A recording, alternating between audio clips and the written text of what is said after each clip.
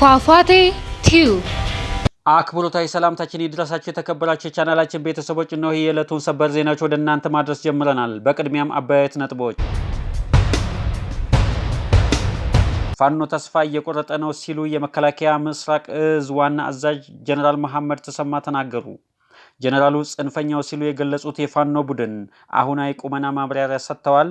አዲስ አበባን ኢላማ ያደረገው ስውር የጥቃት ሴራና የኤርፖርት የተዘረጋው መረብ እንመለስበታለን።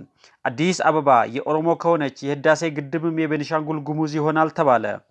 አማራ ክልል ከሁሉም አጎራባች ክልሎች የመሬት ይገባኛል ጥያቄ ለምክክር ኮሚሽኑ አቅርቧል። የትኞቹ ቦታዎች ናቸው? እንመለስበታለን። ፋኖ በምስራቅ ጎጃም፣ በአርማጭሆ፣ በሰሜን ወሎ አዳዲስ ውጊያዎችን አድርጓል። አፋብን የወሎ ቤተ አማራ ሚኒሊክ እዝ አዲስ ትዕዛዝ ለሰራዊቱ አወረደ። ዝርዝሩን እንመለስበታለን። አድማጮቻችን፣ ተመልካቾቻችን ለቻናላችን አዲስ የሆናችሁ ሰብስክራይብ በማድረግ ይቀላቀሉ። መረጃው ለሌሎች እንዲደርስ ላይክ፣ ሼር በማድረግ ይተባበሩ። ፋኖ ተስፋ እየቆረጠ ነው። የሚያስታጥቋቸውም ተስፋ ቆርጠዋል። የአማራ ክልል የትጥቅ ግጭት መልኩን እየቀየረ ባለበት በዚህን ወቅት የመከላከያ ከፍተኛ ወታደራዊ መኮንኖች በተለያዩ ከተሞች ከክልሉ አመራሮች ጋር ስብሰባ እያደረጉ ነው። ትላንትናም ዕለት በአዊ ብሔረሰብ ዞን የምስራቅ እዝ አዛዥ ጀነራል መሐመድ ተሰማ የመሩት ስብሰባ ተደርጓል። ጀነራሉ በስብሰባው ላይ ጠላትና ጽንፈኛ ሲሉ ለጠሩት የፋኖ ቡድን አሁናዊ ቁመና ማብራሪያ ሰጥተዋል። እንደ ጀነራሉ ገለጻ የፋኖ ቡድን አሁን ላይ ቆሞ መዋገት የሚችልበት ቁመና ላይ አይደለም። አሁን ግዳጅ እየፈጸምን ያለነው የኢትዮጵያን መፍረስ ከሚሹ ኃይሎችና ባንዳዎች ላይ ነው የሚሉት ጀነራሉ እየተደመሰሰ ያለው ጽንፈኛ ቡድን ታሪካዊ የሀገር ጠላቶችን ለማንገስ የሚውተረተር ነው። የጥፋት መልእክተኛውን ሴራ ማክሸፍ ማለት የኢትዮጵያን ሰላምና ልማት ማረጋገጥ ነው ሲሉ ያክላሉ። ታሪካዊ ጠላቶች ሲሉ የጠሯቸው አካላት ፋኖን በማስታጠቅና በማደራጀት ስልጣን በእጃቸው ለማስገባት ሞክረዋል ሲሉ ከሰው፣ ነገር ግን ይህ እቅዳቸው እንደ ጉም ተኗል ብለዋል። አዲስ አበባን ኢላማ ያደረገው ስውር ጥቃት ሴራና በኤርፖርት የተዘረጋው መረብ መንግስት ሙሉ ትኩረት ሊሰጠው የሚገባው ከእውነተኛ ምንጭ የተገኘ ልዩ መረጃ ዋጋ ከማስከፈሉ በፊት እያንዳንዱ እውነታ አጋልጦ ወይም ደግሞ ለሚመለከተው አካል አድርሱ። ከአረብ አገር ተነስተው ወደ አዲስ አበባ እየገቡ ባሉ ኤርትራውያንና የትግራይ ልጆች ላይ ልዩ ክትትል እየተደረገ ነው።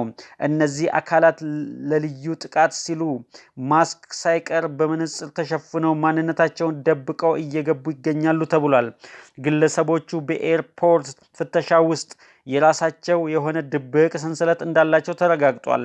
በሁሉም አቅጣጫ ያሰቡት የጥቃት ሙከራ ስላልተሳካላቸው ነው በዚህ መንገድ ለመግባት የተገደዱት እየተባለ ነው።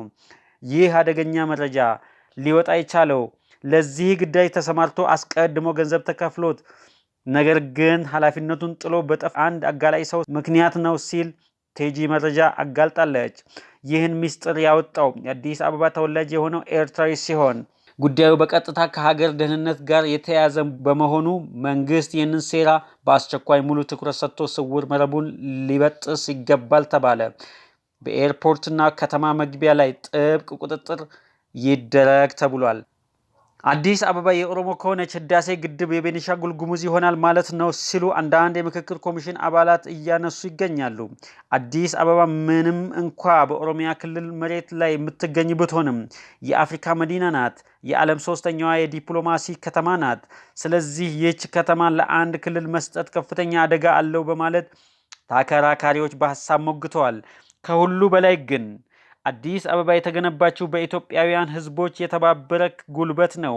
ሁሉም የኢትዮጵያ ህዝቦች ሀብታቸውን፣ ጉልበታቸውን፣ ጊዜያቸውን፣ እድሜያቸውን ሰውተውና ከፍለው የገነቧት የሁሉም ህዝቦች አሻራ ናት አዲስ አበባ።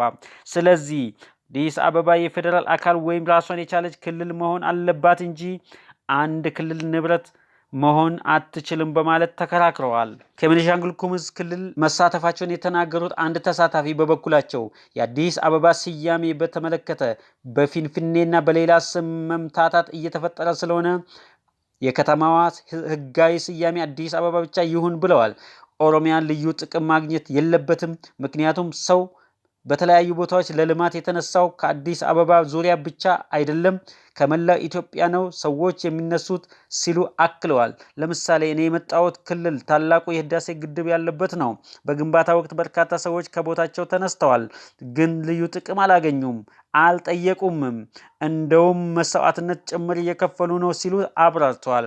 ስለዚህ አዲስ አበባ ለኦሮሚያ የሚሰጥ ከሆነ የህዳሴ ግድብ ለቤኒሻንጉል ጉሙዝ መሰጠት አለበት ብለዋል። ምክንያቱም የህዳሴ ግድብ በጉሙዝ ህዝቦች መሬት ላይ የተገነባ ነው ሲሉ መከራከሪያቸውን አቅርበዋል። የአማራ ክልል ከሁሉም አጎራባች ክልሎች ርስቴ ናቸው ያላቸውን መሬቶች ለመውሰድ ለምክክር ኮሚሽኑ አጀንዳ አድርጎ አቀረበ። የአማራ ክልል የቤኒሻንጉል ጉሙዝ ክልል መተከል ዞንን ሙሉ በሙሉ ለመውሰድ ጠይቋል። በተጨማሪ በአማራ ክልል ስር ከሚገኙ ብሔርና ብሔረሰቦች ልዩ ዞኖችን መሬቶችን ወስዶ በአማራ ብሔር በሚመሩ ዞኖች ስር ለማጠቃለል ጠይቋል ተብሏል። ለኦኤምኤን የደረሰው የአማራ ክልል ብሔራዊ ምክክር ኮሚሽን ያቀረበው የአማራ ክልል አጀንዳ ሰነድ እንዳመለከተው የአማራ ክልል በኦሮሚያ፣ ቤኒሻንጉል ጉሙዝ፣ ትግራይና አፋር ክልሎች ስር ያሉ የተለያዩ መሬቶችን ለመውሰድ ጥያቄ አቅርቧል ተብሏል። ከኦሮሚያ ክልል በሰሜን ሸዋ ዞን ደራ ወረዳ፣ በምስራቅ ሸዋ ዞን ፈንታሌ ወረዳ ውስጥ የሚገኙ አንዳንድ ቦታዎች፣ በቤኒሻንጉል ጉሙዝ ክልል መተከል ዞን ሙሉውን መተከል ዞን፣ በአፋር ክልል ስር ለሚገኙ የተለያዩ ወረዳዎችና በትግራይ ለ27 ዓመት የተዳደሩ ቦታዎች ወልቃይት ጠገዴ፣ ራያ አላማጣ፣ ኮረም፣ ኦፍላ፣ ዛታ ናቸው። ኦህዴድ ብልጽግና በአንጻሩ ጎጃም ሙሉ በሙሉ የኦሮሞ ነው ሲል፣ ብአዴን ብልጽግና ደግሞ ወለጋ የአማራ ርስት ነው ብለው ሲፎጋገሩ ውለዋል ሲሉ የውስጥ ምንጮች መረጃዎችን አድርሰውናል። ፋኖ በምስራቅ ጎጃም ዞን በተለያዩ ስፍራዎች ከመንግስት ኃይሎች ጋር እያደረገ ያለውን ትንቅንቅ አፋፍሞ ቀጥሏል። የአጼ ቴዎድሮስ እዝ 74ኛው ክፍለ ጦር በጎንጂ ሲሶ እነብሴ ከ20 በላይ ሚሊሻና ፖሊስ ደምስሻለሁ አለ። ጦርነቱ አሁንም በአካባቢው እየተስፋፋ የሚገኝ ሲሆን የአገዛዙ ጦር ላይ ከባድ ጥቃት ሰንዝረዋል ተብሏል። የአፋብን 201ኛው ኮር ቴዎድሮስ እዝ 74ኛው ክፍለ ጦር በግንደወይን ከተማ አቅራቢያ አዲስ ማጥቃት ከፍቷል። የአማራ ፋኖ በአርማጭሆ ቀጠና ባደረገው ተጋድሎ በብልጽግና ሰራዊት ላይ ባደረገው ጥቃት 42 የመከላከያ አባላትና 16 የጥምር ጦር ሚሊሻና አድማ ብተና ከፍተኛ ጉዳት አድርሰንበታል ብለዋል።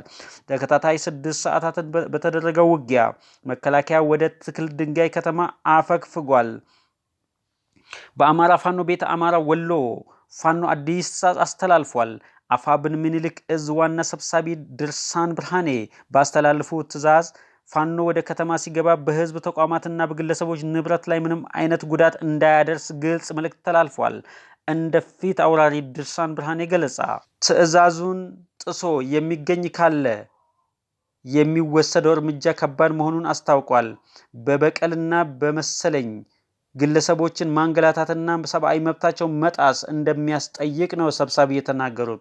ለህዝብ እንጂ ለገንዘብ ስላልወጣን ከተማ ስንገባ ስህተት እንዳንፈጽም መጠንቀቅ አለብን። ከብልጽግና በተሻለ መልኩ ሀገር መምራት እንደምንችል ማረጋገጫችን የፍየል ግንባር የምታክል ከተማ ስንገባ የምንሰራው ስራ ህዝባዊ መሆኑ ነው። የዜጎችን ሰላምና ደህንነት መጠበቅ አለብን። ማንም ሰው በፖለቲካ አመለካከቱና በብሔሩ እንዲሁም በሃይማኖቱ ምክንያት ቢንገላታ የታገልንለትን ዓላማ ረስተናል ማለት ነው።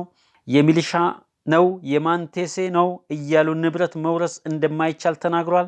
መንግስት መሆናችንን የምናረጋግጠው በአስተውሎት ህዝብን ስንመራ ነው ብለዋል። ከተራ የበቀል አስተሳሰብ ራሳችንን ማንጻት አለብን በማለትም ለሰራዊቱ ትዕዛዝ ሰጥተዋል። አድማጮቻችን፣ ተመልካቾቻችን ለቻናላችን አዲስ የሆናችሁ ሰብስክራይብ በማድረግ ይቀላቀሉ። ላይክ፣ ሼር ያድርጉ። ሰናይ ጊዜ